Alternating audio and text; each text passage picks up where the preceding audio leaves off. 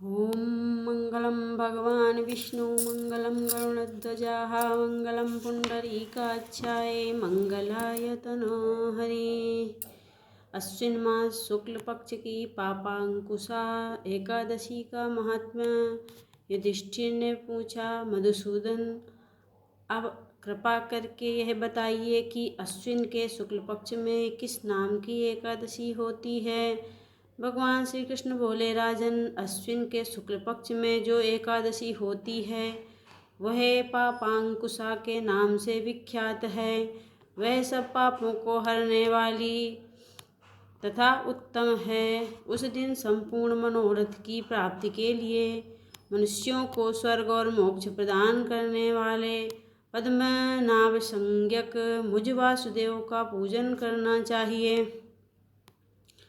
जितेंद्रिय मुनि चिरकाल तक कठोर तपस्या करके जिस फल को प्राप्त करता है वह उस दिन भगवान गरुड़ध्वज को प्रणाम करने से ही मिल जाता है।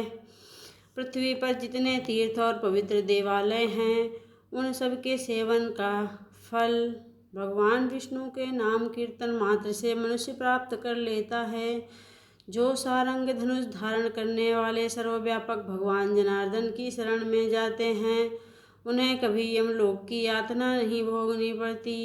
यदि अन्य कार्य के प्रसंग से भी मनुष्य एकमात्र एकादशी को उपवास कर ले तो उसे कभी यम यातना नहीं प्राप्त होती। जो पुरुष विष्णु भक्त होकर भगवान शिव की निंदा करता है वह भगवान विष्णु के लोक में स्थान नहीं पाता, उसे निश्चय ही नरक में गिरना पड़ता है। इसी प्रकार यदि कोई शैव या पाशुपत होकर भगवान विष्णु की निंदा करता है तो वह घोर रौरव नरक में डालकर तब तक पकाया जाता है जब तक कि 14 इंद्रों की आयु पूरी नहीं हो जाती। यह एकादशी स्वर्ग और मोक्ष प्रदान करने वाली है, शरीर को निरोग बनाने वाली और सुंदर स्त्री धन एवं मित्र देने वाली है।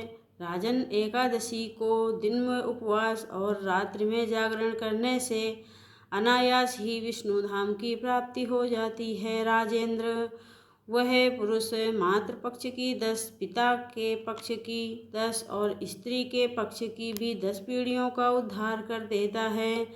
एकादशी व्रत करने वाले मनुष्य दिव्य रूपधारी चतुर्भुज गरुड़ की ध्वजा से युक्त, हार से सुशोभित और पीताम्बरधारी होकर भगवान विष्णु के धाम को जाते हैं।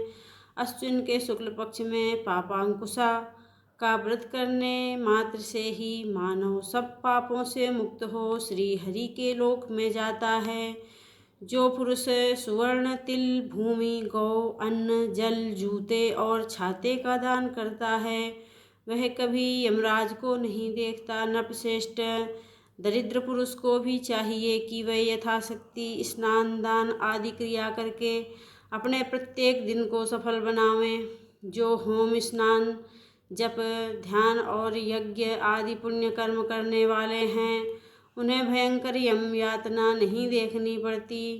लोक में जो मानव दीर्घायु, धनाढ्य, कुलीन और निरोग देखे जाते हैं वे पहले के पुण्यात्मा हैं। पुण्यकर्ता पुरुष ऐसे ही देखे जाते हैं। इस विषय में अधिक कहने से क्या लाभ। मनुष्य पाप से दुर्गति में पड़ते हैं और धर्म से स्वर्ग में जाते हैं।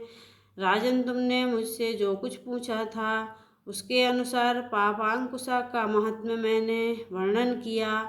अब और क्या सुनने चाहते हो?